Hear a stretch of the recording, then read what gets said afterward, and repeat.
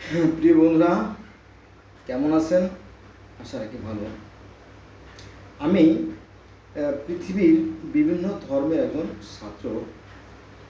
তো বিভিন্ন ধর্ম আমি যখন আলোচনা করে গেলাম, তখন দেখলাম যে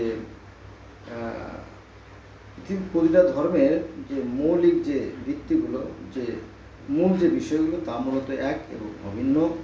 আর তা হচ্ছে ইসলাম ধর্ম, সনাতন ধর্ম, ইহুদি ধর্ম, মিশরীয় ধর্ম, জরথুস ধর্ম, গ্রিক ধর্ম, রোমান ধর্ম, অন্যান্য। হান বংশের একটা ধর্ম আছে, চীন ধর্ম। তো এই ধর্মের যে মূল যে ফাউন্ডেশনগুলো, সেগুলো তো মূলত এক এবং অভিন্ন। কিন্তু অত্যন্ত পরিতাপের বিষয় হলে সত্য যে এই বিষয়গুলো আমরা জানার চেষ্টা করি না, অথবা আমাদের যে সমস্ত ধর্মগুরু আছে, বিভিন্ন ধর্মের ধর্মগুরু, আমি কোনো নির্দিষ্ট ধর্মগুরু বলছি না, তারা আমাদেরকে জানতে দেয় না। তারা তাদের নিজেদের আখের গোটে, ফলে সাধারণ মানুষ যারা, নিরীহ মানুষ যারা, তারা অসহায় মানুষ যারা, তারা বিভ্রান্ত হয়। কী সে কারণ, কী সে বিষয়, চলুন আমরা শুরু করি। আমি একজন মুসলমানের সন্তান, তো আমার থেকে শুরু করি। আমরা জানি যে সৃষ্টিকর্তা ফেরেশতাদেরকে নির্দেশ দিলেন যে তোমরা পৃথিবী থেকে মাটি আনো, মাটি এনে আদমের মূর্তি তৈরি করো। আদমের মূর্তি তৈরি করার পরে আল্লাহ পাক কি করলেন, তার ভিতরে ফু দিয়ে রূহ ফুঁকে দিলেন, রূহ, আর আদম সচল হয়ে গেল। এই বিষয়টা আমরা জানতে পারি কোরআন এবং হাদিস থেকে। এই বিষয়ে আরও অনেক মতভেদ আছে, যেমন আল্লাহ পাক প্রথমে কয়েকজন ফেরেশতাকে পাঠালেন, তারা অনেকে ফিরে গেল ব্যর্থ হয়ে। তারপরে শেষ পর্যন্ত আজরাইলকে পাঠালো, আজরাইল মাটি নিয়ে গেল। তারপরে আদম সৃষ্টি করলেন, ফেরেশতা সৃষ্টি করলেন। আবার কখনো কখনো জানা যায় যে আল্লাহ পাক নিজ হাতে আদমকে সৃষ্টি করলেন, এরকম আর কি। যাও, তো আমরা জানি যে মাটি দিয়ে আদম সৃষ্টি। এখন দুজন মানুষ, একজন আছে আদম, আছে হওয়া বা হাওয়া, দুজন মানুষকে প্রথম সৃষ্টি করলো, এবং তাদেরই ঘরে জন্ম নিল আরও 5টা সন্তান: হাবিল, কাবিল, শীষ, গাছবিবি, আকিবা, 5জন। এটা হলো ইসলাম ধর্মের কথা। ঠিক সেম আছে আপনার ইহুদি এবং খ্রিস্টান ধর্ম, যে প্রথম মানবী অ্যাডাম এবং হওয়াকে ধুলা দিয়ে তৈরি করা হয়।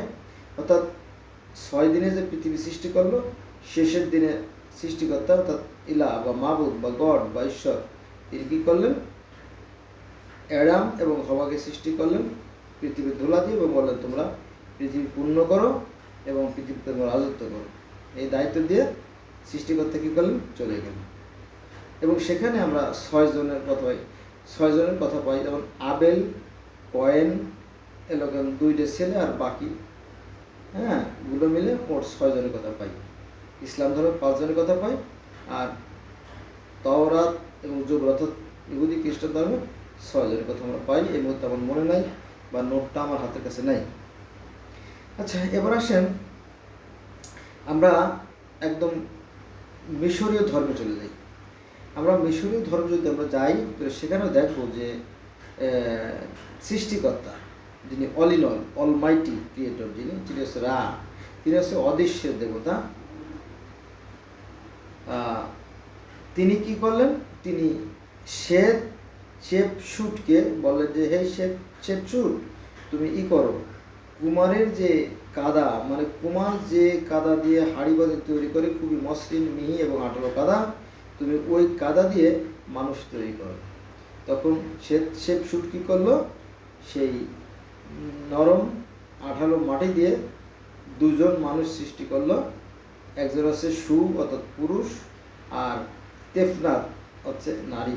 2জন মানবকে সৃষ্টি করলো। এটা আছে কোথায়, সেই আজ থেকে 6,500 বছর বা 7,000 বছর আগে, বা 10,000 বছর যাই বলুন, সেই মিশরের যে ফারাও রাজাদের ধর্ম ছিল, সেই ধর্মে আমরা জানি যে সৃষ্টিকর্তা মাটি দিয়ে মানুষ সৃষ্টি করলেন। তাহলে আমরা পাইলাম ইসলাম ধর্ম মাটি দিয়ে মানুষ সৃষ্টি করা হয়েছে, এবং আদমের 5টা সন্তান ছিল, এবং ইহুদি খ্রিস্টান ধর্মে আমরা জানতে পারলাম যে মাটি দিয়ে মানুষ সৃষ্টি করা হয়েছিল অ্যাডাম এবং হওয়াকে, তাদেরও 6টা সন্তান ছিল। এবং মিশরীয় ধর্মে আমরা জানি যে সেখানেও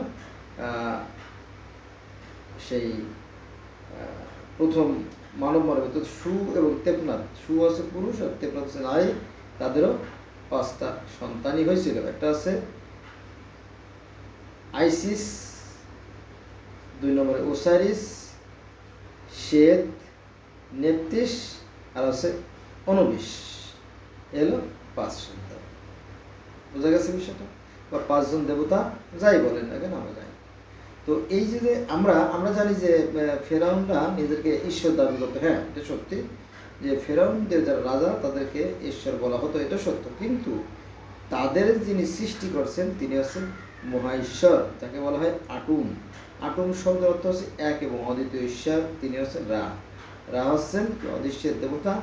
আরও 4জন অদৃশ্য জ্ঞানের দেবতা ছিল, তারা হচ্ছে হু, শেহা, শেহেম, 4জন ফেরেশতা। কি এগুলো সব ধর্মেই 4জন ফেরেশতা আছে। যেমন আমাদের ইসলাম ধর্মে আছে আজরাইল, জিব্রাইল, ইসরাফিল, মিকাইল, 4জন ফেরেশতা। আবার আমরা কোরআন শরীফে দেখতে পাই যে প্রাচীন যুগের যে ধর্ম ছিল সেখানেও 4জন ফেরেশতা। এটা আছে লাত, মান্না, উজ্জা, হাবল, 4জন ফেরেশতা। অর্থাৎ কোরআনের আগে যে প্রাচীন ধর্ম ছিল সেখানেও 4জন, তারপরে আমাদের ইসলাম ধর্ম 4জন, মিশরীয় ধর্মেও 4জন, সু, শেহেম, হেহ, শিহা, 4জন। ঠিক আছে? তাহলে ইসলাম ধর্ম 4জন, ইহুদ ধর্ম 4জন, খ্রিস্টান ধর্ম 4জন, মিশরের ধর্ম 4জন। এবার আসলে আমরা সনাতন ধর্মে যাই। সনাতন ধর্ম কিন্তু 4জন। সনাতন ধর্মে আমরা জানি যে 4জন প্রধান ফেরেশতা বা চতুষ্মুখ ব্রহ্মা, যাই বলেন। পরমাত্মা কিন্তু এই ব্রহ্মাকে সৃষ্টি করেন ভগবান, তিনি এদেরকে সৃষ্টি করেন। তিনি হচ্ছে ব্রহ্মা, বিষ্ণু, শিব, মহেশ্বর, 4জন। এবার মানুষের কথা বলি, তো আমরা যদি সনাতন ধর্ম বা হিন্দু ধর্ম দেখি, তো সেখানেও দেখবো যে মাটি দিয়ে, মানে সেই যে ভগবান যিনি পরমাত্মা তিনি বিষ্ণুকে বললেন যে তুমি কদ্দম দিয়ে জাতি প্রবর্তনকারী একটা জাতি তৈরি করো। তখন তিনি কি বলেন? তিনি এই মনু এবং শতর্পকে সৃষ্টি করলেন। মনু এবং শতর্পকে সৃষ্টি করলেন। এই মনু এবং শতর্পর আবার 5টা সন্তান ছিল। একটা আছে প্রিয়ব্রত, উত্তালপাদ, আকুতি, প্রসূতি, দেবতী। এই তথ্য কোথায় পাইছেন? এগুলো পাবেন আপনি সনাতন বা হিন্দু ধর্মের যে মহাজন গ্রন্থ, সেখানে এই বিষয়গুলো পাবেন। আর মিশরে তো মিশরীয় পুরাণে পাবেন। আর বাইবেলের যে কাহিনী সেটা আছে জেনেসিস বা আদি পুস্তক বা তালমুড অথবা ওল্ড টেস্টামেন্ট, নিউ টেস্টামেন্ট, যেটাই খোঁজেন দেখবেন এগুলো আপনি পেয়ে যাবেন। বোঝা গেছে বিষয়? আবার যদি আমরা জরথুস ধর্ম দেখি, তো সেখানে ওই আদমের যে 5টা সন্তান ছিল সেই কথাই আছে। এবার আমরা চলে যাব সেই গ্রিক পুরাণে। গ্রিক তারপরে রোমান, কারণ তারা বিশ্বের মধ্যে একটা অনেক বড় একটা অবস্থান করছে বা করছিল। সেজন্য সেখানে আমরা দেখি যে সেই প্রথম মানবী মাটি দিয়ে সৃষ্টি। সেখানে যেহেতু প্রধান দেবতা অর্থাৎ জিউসের নির্দেশে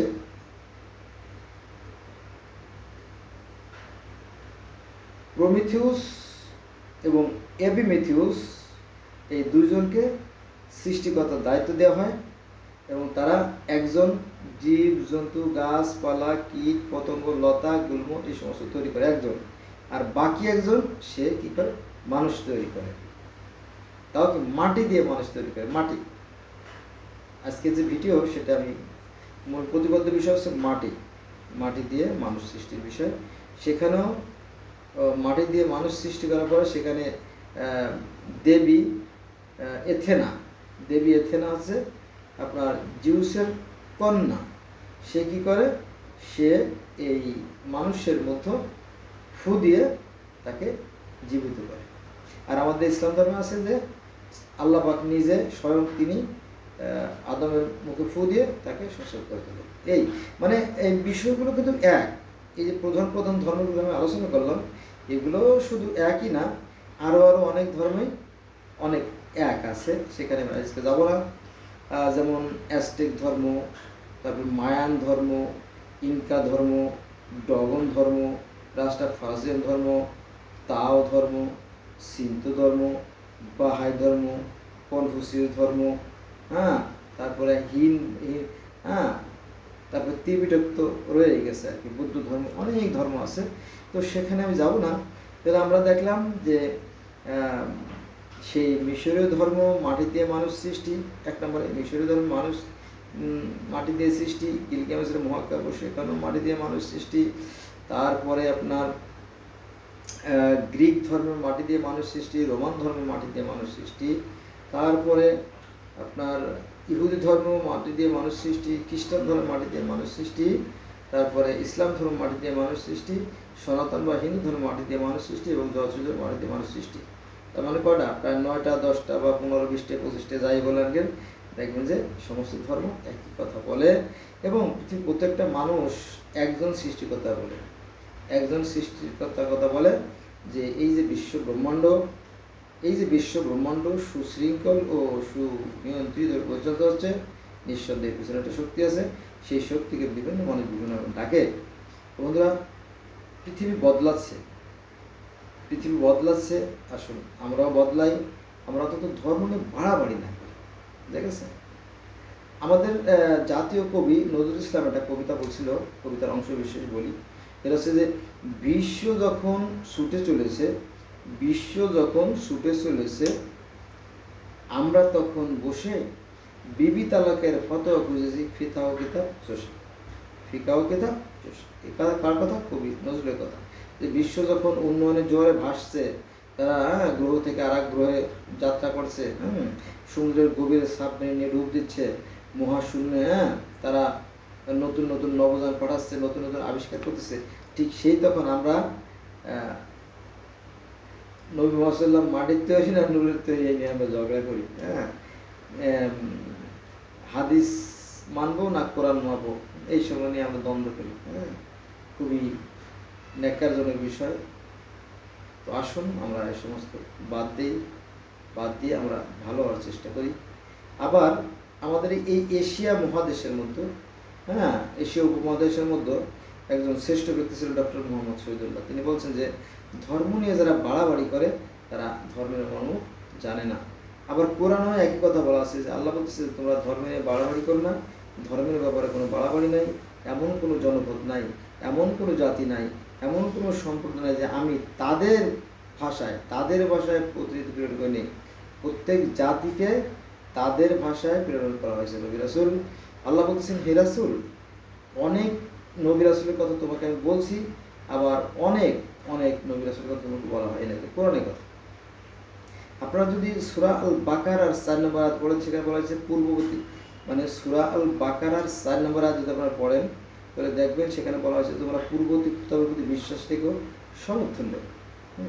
আবার সূরা আল বাকারার 62 নম্বর আয়াত যদি আপনি পড়েন এবং মায়েদার 69 নম্বর আয়াত যদি আপনি পড়েন, তো সেখানে বলা হয়েছে যে ইহুদি খ্রিস্টান মূর্তি পূজারক সে যেই হোক না কেন, সে নিজেকে সংশোধিত করে এক আল্লাহর আরাধনা করে তাহলে সে কি জান্নাতে যাবে। এখন কথা হচ্ছে যে আমাদের যা আলেম ওলামা তারা শুধু বলে যে হিন্দুরা মূর্তি পূজা করে, ওরা কাফের, ওরা নাস্তিক, ওরা বেদিন, ওরা নরকে যাবে, কিন্তু কথাগুলো সঠিক না। ওরা জানে না, আপনারা জানেন না যে যারা ইসকনের যারা অনুসারী, ইসকনের যারা অনুসারী তারা কিন্তু ভগবত গীতাকে বলে যে এটা ঐশিক গ্রন্থ না এবং এটাকে তারা মানে না। এটা বলে কি এটা হচ্ছে মাত্র যুদ্ধের কাহিনী, এটা কোনো ধর্মীয় গ্রন্থ না। কথাটা অমূলক না, কথাটা সঠিক। কারণ কি বললে আমি শোনেন, কারণ যিনি সৃষ্টিকর্তা তার কোনো জন্ম নাই, মৃত্যু নাই, তিনি অশরীরী, নিরাকার এবং জ্যোতিময়, এটা আছে বেদে। তো ভগবত গীতা যদি আমরা ধরি তাহলে সেটা ইসে চলে যায়, মানে বেদের বিরুদ্ধে চলে যায়। কারণ এই যে শ্রীকৃষ্ণকে যে ভগবান বলে, শ্রীকৃষ্ণের মামা হলো কংস, শ্রীকৃষ্ণের নানা হলো উগ্রসেন, শ্রীকৃষ্ণের মামার বিয়াই হচ্ছে জরাসন্ধ, তারপরে আরও নরাসুর অনেকেই ছিল নাম করা।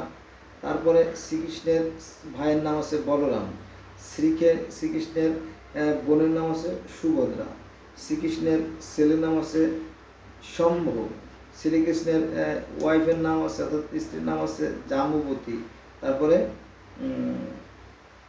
নামটা বলে যাচ্ছি আর কি, রুক্মিণী আর একজন আছে, তিনজন স্ত্রী।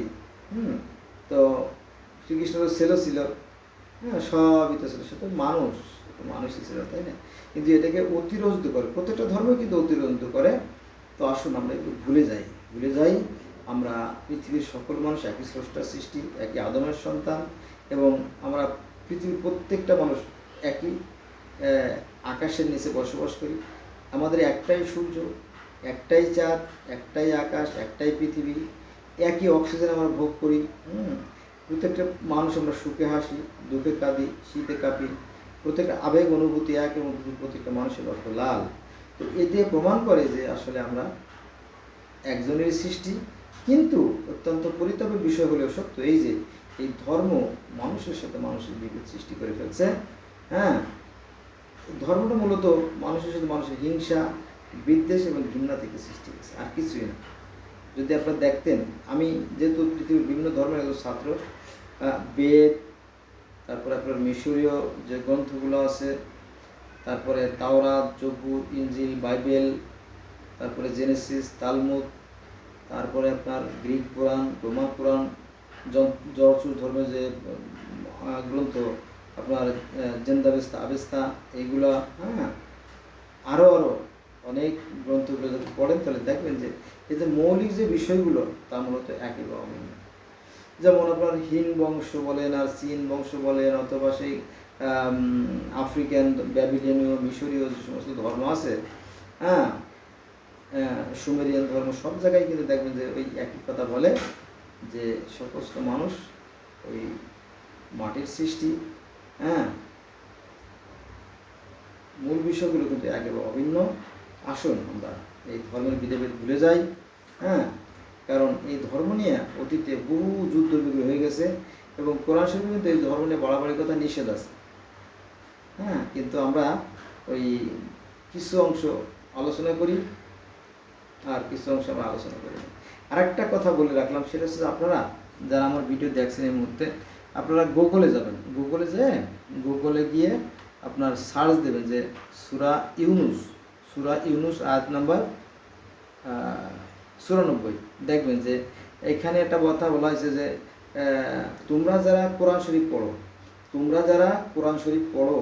তোমরা যদি কোরআন শরীফ বুঝতে অসমর্থ হও, তাহলে তোমাদের পূর্বে যারা কিতাবধারী তাদের কাছে তোমরা যে পরামর্শ নিও। তাহলে আমরা পূর্বে কারের কাছে যাব? পূর্বে গেলেই তো সেই মিশরীয় ধর্মের কাছে যেতে হয়, পূর্বের কথা গেলেই তো সেই বেদ পড়তে হয়, পূর্বের কথা গেলে সেই জরথুস ধর্মের যে জেন্দা ব্যবস্থা সেরে যাইতে হয়, পূর্বের কাহিনীতে গেলে সেই গ্রিক ধর্ম পড়তে হয়, তাই না? এটাই বোঝা গেছে বিষয়টা। তো আসুন, তো এই যে 5টা 7টা 10টা যদি আপনি ধর্ম গ্রন্থ পড়েন, বেশি সময় লাগে না, তাহলে আপনার ভিতরে আলাদা একটা মাইন্ড সেট আপ হবে, হ্যাঁ, আলাদা একটা পরিবেশ তৈরি হবে। তখন আপনার ভিতরে এই অন্য মানুষের প্রতি ঘৃণা, বিদ্বেষ এটা থাকবে না। আরেকটা বিষয় সেটা হচ্ছে যে আমাদের যারা আলেম উলামা, আমরা জানি যে মসজিদে যখন যাই বা অজের সময় যখন অজ শুনতে যাই, তখন ওরা খালি ইহুদি, খ্রিস্টান, হ্যাঁ, বৌদ্ধ, তারপরে আপনার অন্য যত ধর্ম আছে সব ধর্মকে বদনাম করে। কিন্তু ওই ধর্মের মধ্যেও কিন্তু নিরাকার একেশ্বর আরাধনা করে এমন বহু লোক আছে। যেমন বললাম, ইসকনের কথা বললাম যে তারা কিন্তু সেই নিরাকার ঈশ্বরে বিশ্বাস করে। আবার বেদের মূল অনুসারী যারা, তারা হচ্ছে ব্রাহ্ম সমাজ, বেদের মূল অনুসারী, হ্যাঁ, তাদের একটা বিশাল একটা গ্রুপ রয়ে গেছে, শুধু বাংলাদেশ না, সারা বিশ্বে। হ্যাঁ, এই বিষয়গুলো কিন্তু আলোচনা করে না, শুধু অন্য ধর্মের বদনামগুলো আলোচনা করে। এটা খুব একটা সুন্দর বিষয় বলে আমি মনে করি না। তো আসুন আমরা ধর্মের বিভেদগুলো ভুলে যাই, আমরা জানার চেষ্টা করি। কারণ এটা ধর্ম খুবই সেন্সিটিভ বিষয়।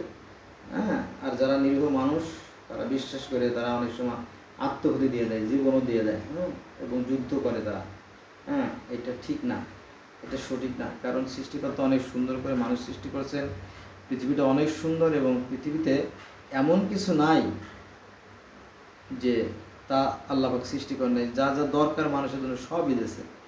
হ্যাঁ, তারপরেও মানুষ কী করে দেখে যে সমস্ত মানুষ এক, মানুষের সাথে মানুষের কোনো ভেদাভেদ, তারপরেও তারা কি এই ধর্ম নিয়ে বাড়াবাড়ি করে, এবং এই ধর্মের কারণে মানুষের মধ্যে বিভেদ সৃষ্টি করে। বোঝা গেছে? আসুন আমরা এই বিভেদগুলো ভুলে যাই, আমরা সকলে ভাই ভাই। আর আমি যেটা বলবো সেটা হচ্ছে যে মাঝে মাঝে কথা বলি, সেটা হচ্ছে যে পৃথিবীতে আসবে শান্তি কবে?